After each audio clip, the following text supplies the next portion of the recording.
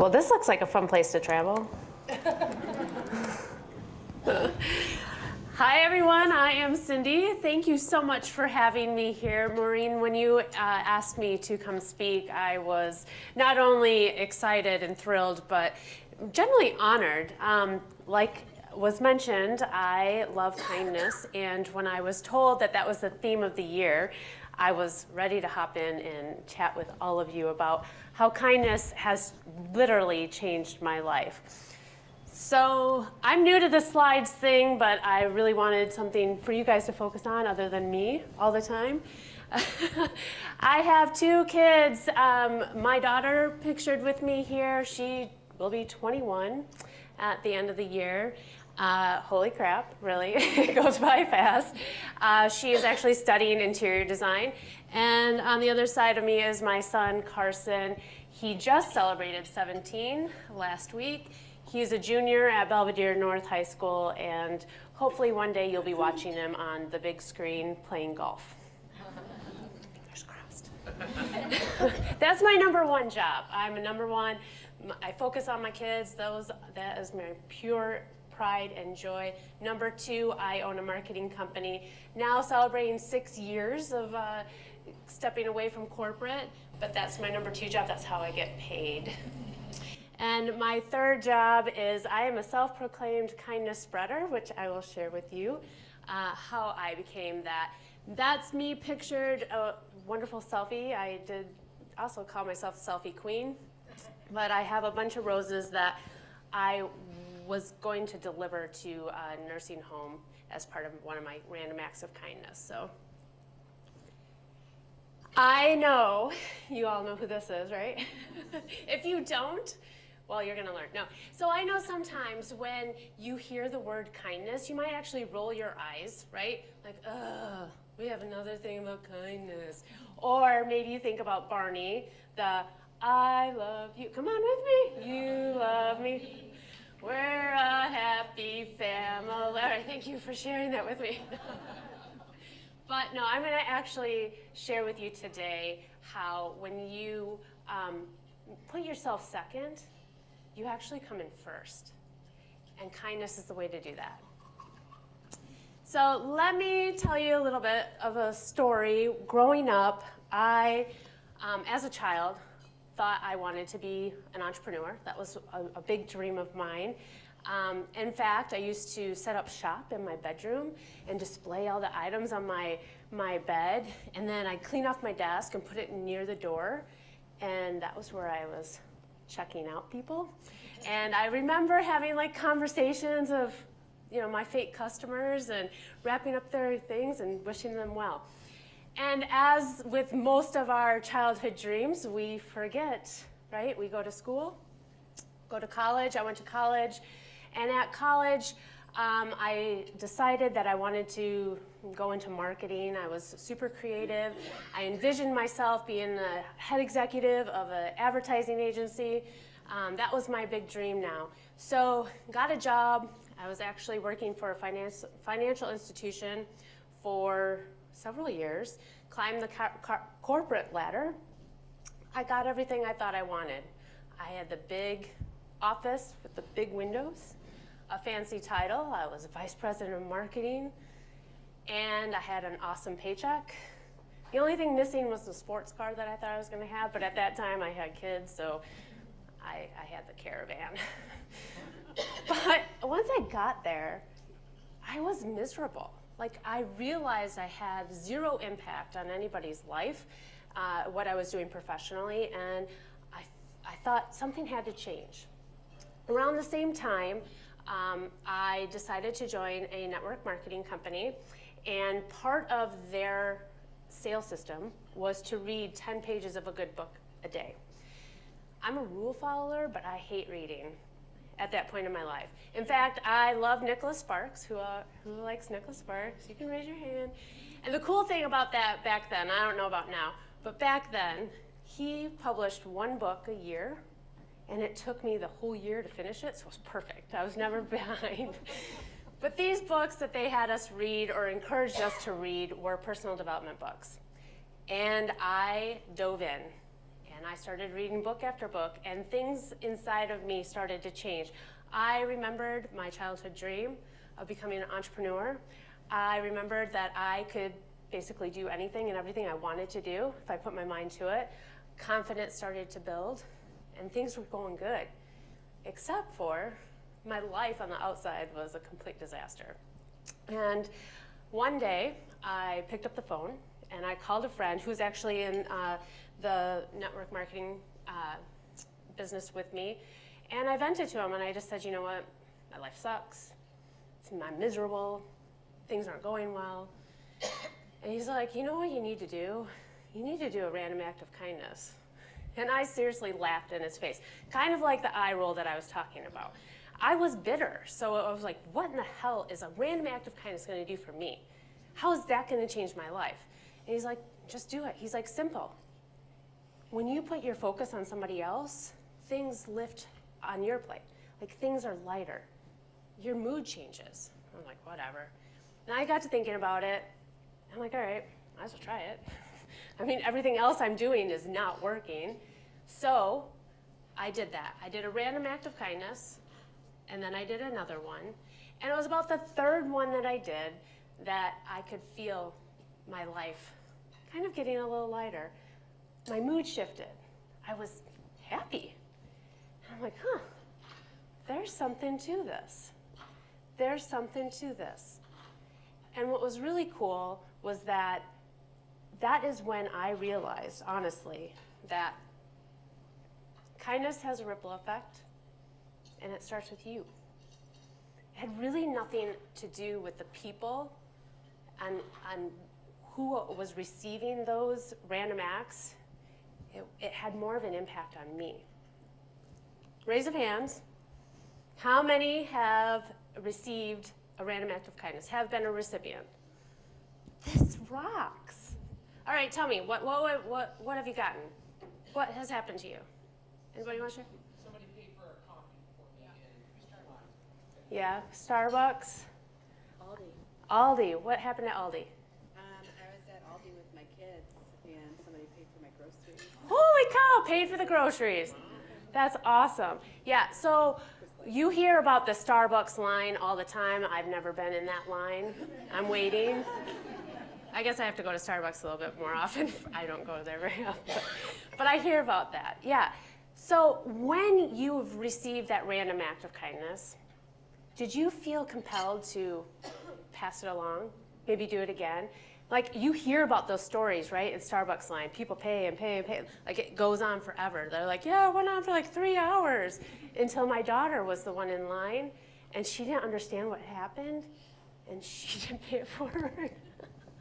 She was like, Mom, these people, like, I got up there and they paid for me. And I'm like, well, you paid for the person behind you. She's like, no, it didn't even click. And I'm like, you go back tomorrow and you buy somebody else's coffee. That's bad karma. No, but you hear about how it goes on and on and on. And it's proven, there's research that shows that we like to give when something's been given to us. We feel better, right? We forget about our problems. So there's been surveys upon surveys that say, and we've heard it, right? Kindness is contagious. Sprinkle kindness like confetti. So I decided, after I did those few random acts of kindness, that I was actually approaching my 40th birthday, which happens to be on Halloween. That's 2 weeks, just in case.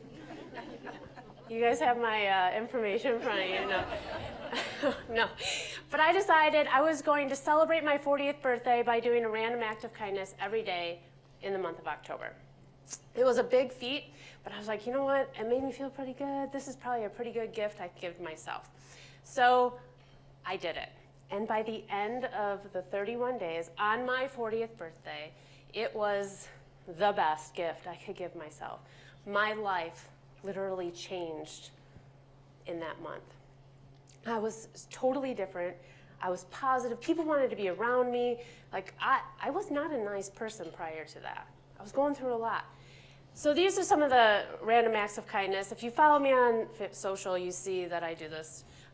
But I paint rocks, you know, the kindness rocks. Has anybody tried painting a rock? They're hard. I am not very artistic, and they're hard. So that's my dog Chase. We will sprinkle those along on our walks. Another fun one is I put $1 and hide it at the Dollar Tree in the kids section. And I just realized, because I just did this last week, I'm like, oh, I had to put a quarter on it because now it's $1.25 tree. So, but it's always fun. I think, how fun would that be for a kid to like see that and be like, oh my gosh, Mom, I can get this. The quarters and Aldi's, I'll take all my quarters and line up all the carts with quarters. I treat my garbage man and my mailman with a little special treat and a thank you. And up at the top is probably one of my most favorite.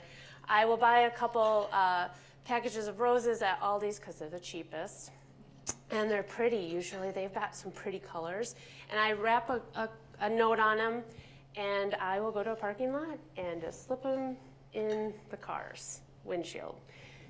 I've never seen anybody receive it, but I'm like, that would totally make my day. If I came out from shopping and there was a rose, like, oh, So those are one of my few things. Not expensive stuff, not a lot of work, really, just intention. At the end of those 31 days is when I realized that being kind actually just makes you happy. So why aren't we doing it more often? Cindy, I'm an introvert.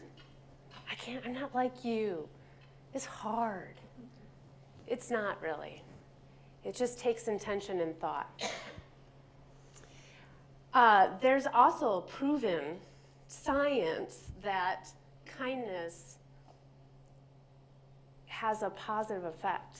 And I really think it helps with our mental health. And I think mental health is one of those terms we're hearing a lot lately since coming out of COVID, right? There's been a big change and a shift, and we're more accepting of people that are struggling with mental health issues. What if we prescribed kindness?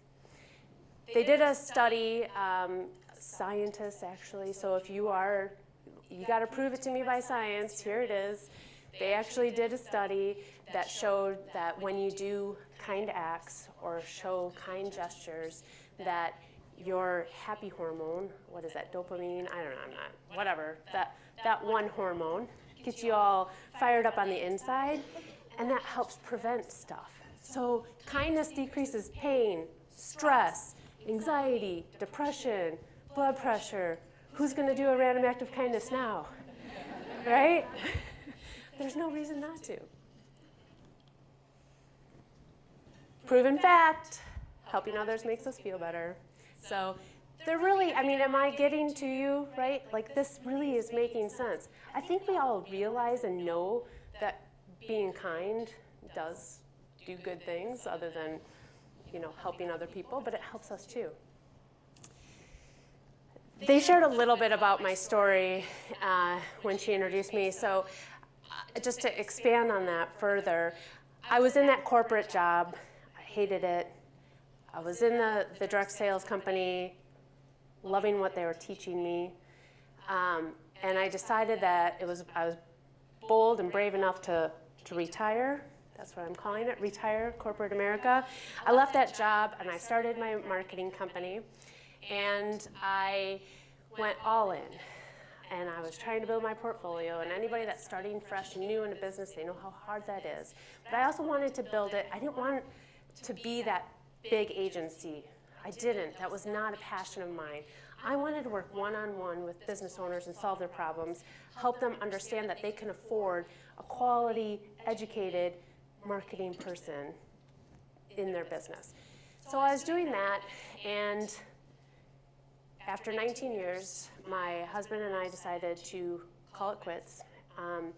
We went through actually a really great divorce, if I may say so. We're still decent friends.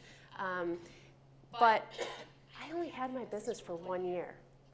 And I had to figure out how I was going to make that work, feed my kids, pay a mortgage, all those things.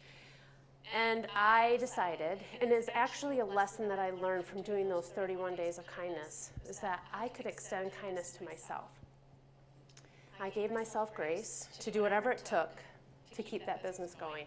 And I got a part-time job, and not many people knew I had that part-time job. The part-time job actually paid me benefits, which was really unheard of. But I used it as a tool to get me through this difficult period of time. And after about 9 months, I was able to leave that job, and my business was on that big momentum. I was going good.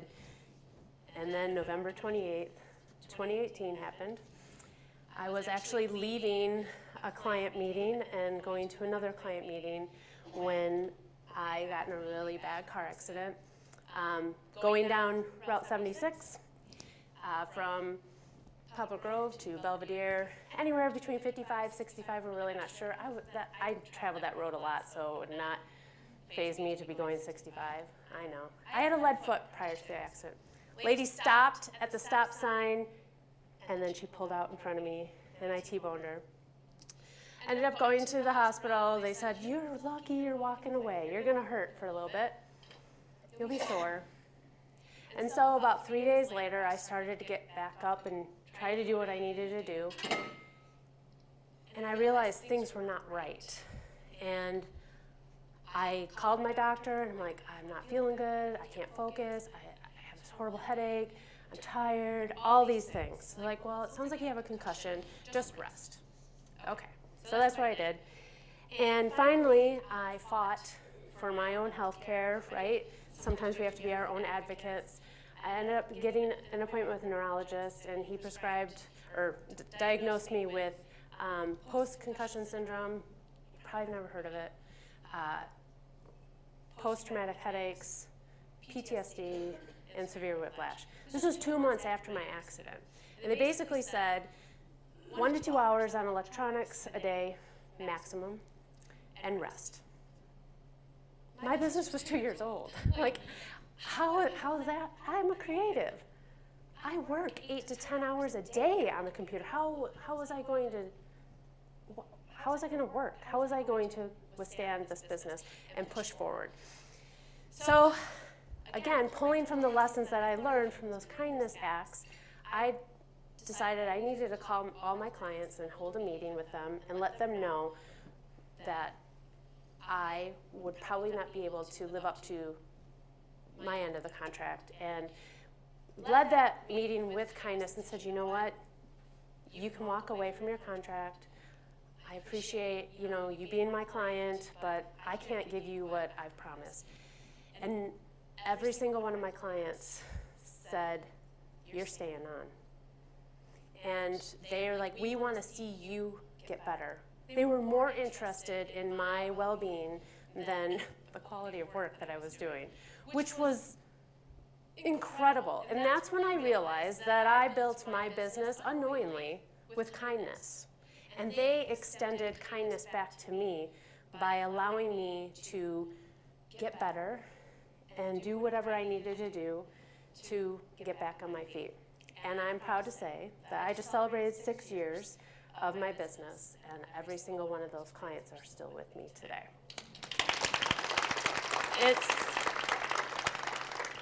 If we've got small business owners in the room, you can't, that's a liability. Like, you're paying somebody to do work, and you can't, when they know they can't produce like they typically would produce, that's a big risk. And that was awesome. Like, I knew I built my business with integrity, but I didn't realize how it all was going to connect at that one time. So, overcoming all those obstacles, what did that teach me? What did that teach me? That kindness takes courage sometimes. And remember when I said that maybe you're going to use the excuse that you're an introvert, that you can't do random acts of kindness? Yeah, throw it away. How about doing something kind for a family member or a coworker? I mean, that doesn't take an extrovert to do. I mean, some of the stuff I do is kind of, I wouldn't say creepy, but I I mean, it takes courage to do some of the things I do. And I wouldn't expect everybody to do it, but I actually get excited to do it. And then I just think about, like, I wonder what the reaction was. It would be creepy if I sat in my car and waited for the person to come and get their rose. That would be creepy. But, so how does this relate to your business and to your work environment? And I really want to debunk the theory that kindness is a weakness. I really do. It is a strength. And I want you to maybe think back and recall a situation, maybe something recent. Maybe somebody ticked you off in business at your workplace. Maybe something didn't go as planned. Maybe you found out somebody lied to you, or an expectation that you placed on them was not met. Your first reaction, and most of us, because we are human, you're going to be ticked off, pissed off, probably yell at them, maybe belittle them, and not mean it right away because we're so heated and passionate about whatever it is we're doing. But what if you just step back and let it process and maybe think about what's happening on their end? Because most of the time, and we've all been in this situation where we screwed up, we don't do it intentionally. You know, we're human. We didn't do it on purpose to affect you negatively. And maybe, just maybe, and I bet if you ask any of my friends prior to my divorce, they would have never known we had trouble. My kids didn't even know. So we never know what's happening in anybody else's personal life, in the business front, right? We don't know. Maybe they got a phone call that their grandma passed away. Or maybe right before they met with you, they got a nasty text from their loved one.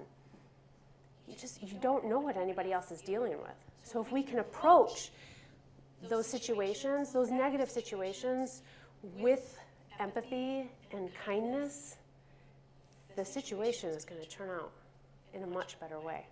Would you agree? I'm doing pretty good with these slides, don't you think? Yeah. I need to. At the end of the day, I believe that kindness is the ultimate strength in both business and life. And if I could just share a couple ways on how I think you can share kindness in your business life. For instance, maybe you're the one that comes in later than everybody else. What about if you said, well, good morning. Hey, how are you? How was your night last night? What do you got plans for lunch? Or what if you notice that the water cooler is empty and you fill it? Or that you just took the last cup of coffee, if you drink coffee, and you leave it for somebody else to do? Most of the time. But then this time you decide, I'm going to make that pot of coffee for the next person. Or what if you see a coworker seriously having a bad day? You could just tell. The look on their face, they're struggling. What if you went over and just said, is there anything I could lift off your plate today?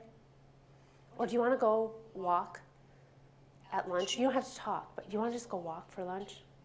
I mean, those are kind acts that we can all do during our business day. I have a story of a friend, and this has to do with leadership, and I think when we think of leaders, kindness really isn't the first thing we think about because, again, oh, my slide's gone. I switched it. People think that kindness is weak.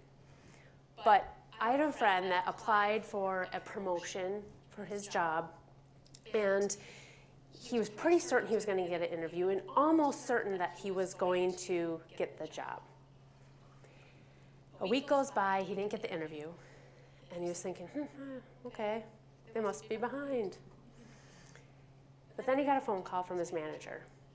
And his manager said, we're not giving you the interview, and you're not getting the job. But here's why. We don't think you're quite ready yet, but we value you as an employee, and we want to work with you to get to where you need to go so we can relook at this next year. Holy crap! Like, how often does that not happen? That is rare, right? That took 5 minutes, that phone call. And that phone call kept that employee that they really respected there. Something that probably happens more often than not is the email.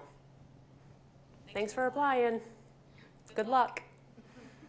Or what I've heard, and this is scary, because I have been out of the workforce in a corporate setting for a long time, they don't send you anything to tell you you're not even getting an interview or that you're not even qualified or what, like, that's rude. But this manager saw potential and knew that, hey, we want you to stay here. And he took that 5 extra minutes. Another friend of mine, her company was downsizing. And they were closing up offices, and they were losing their jobs. There was no place for them to be put in anywhere else. And instead of the email, the president of the company flew into every one of the offices that he was closing and sat down with the employees and had a conversation. And in my friend's instance, I just got the goosebumps. My friend's instance, the president, this older gentleman, cried, telling the story of, how horrible he felt that he had to close the office, how horrible he felt about the situation, but also that he was going to do whatever it took to get them new jobs. He had a plan in place, and he was certain that if they needed, whatever they needed, they were going to provide for them to get a new job. Again, that's incredible. He could have done a Zoom. He could have done the phone call. But it was important to him that he valued his employees to tell them the real story. I mean, I think crying was, holy crap, incredible. That vulnerability. And that just shows the human element, right? We're humans. And that's really what it comes down to in the workplace, is being human and recognizing that we're working with other humans, and we all bring a lot to the day. How am I doing on time? Because I had an activity, but I feel like I've been talking a lot. I think you're okay. 5 more minutes. Okay. So I talked about my random acts of kindness, and this kind of makes me laugh a little bit, because some people might think, oh, it takes a lot of money. Let's just throw that money out the window and do all these random acts. But what about the daily interactions? I've talked a little bit about how we can, incorporate kindness into our work life, but our daily interactions, those simple things that we do, can really make a big difference. So I was wondering if I could have 2 volunteers. I like these slides. All right, we got one and another. Would you please have a seat? I have been wondering about those chairs. Well, Get them away.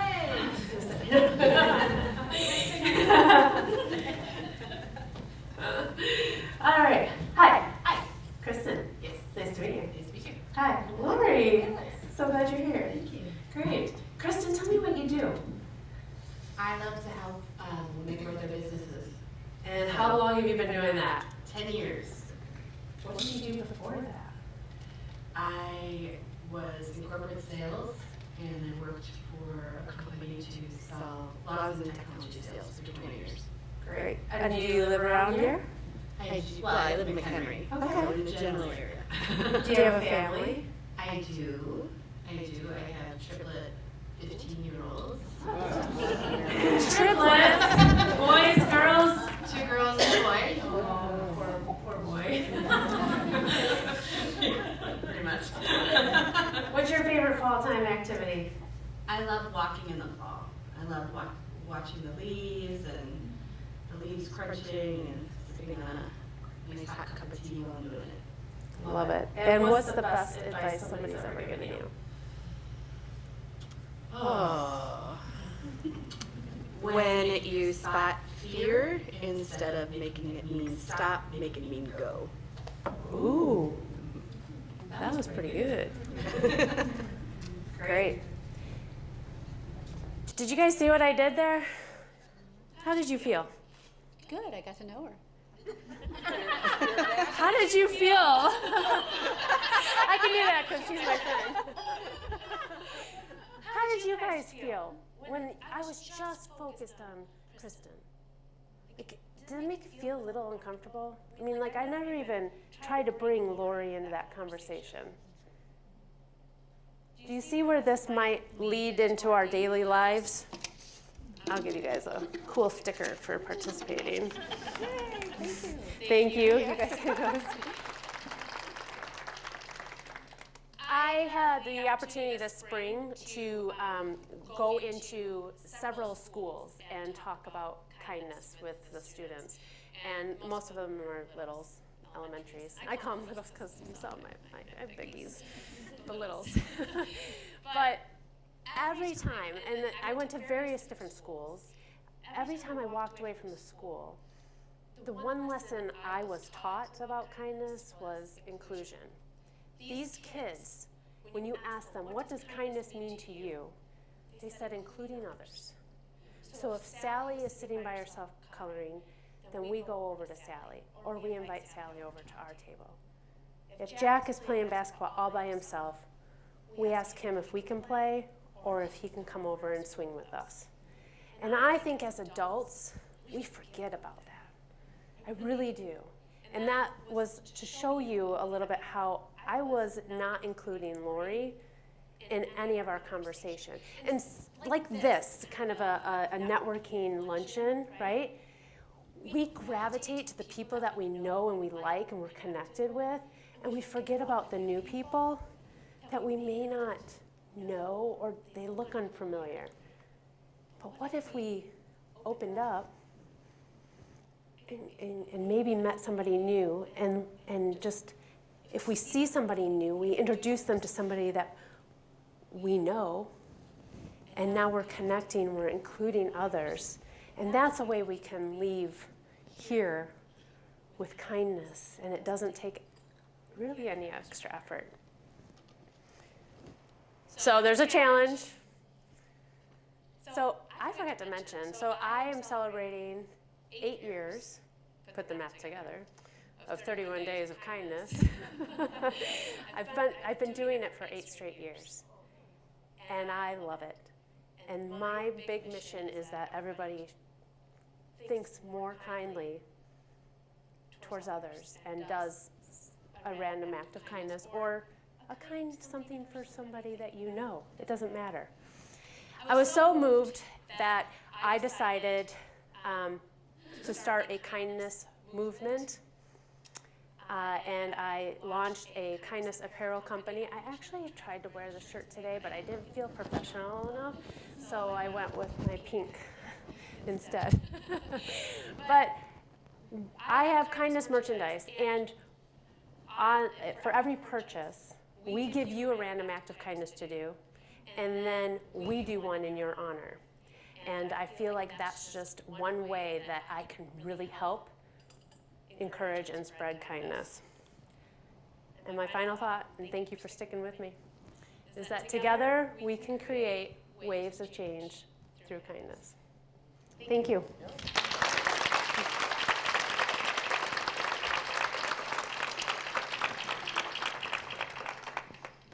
Oh, I got to pick, don't I? Yes.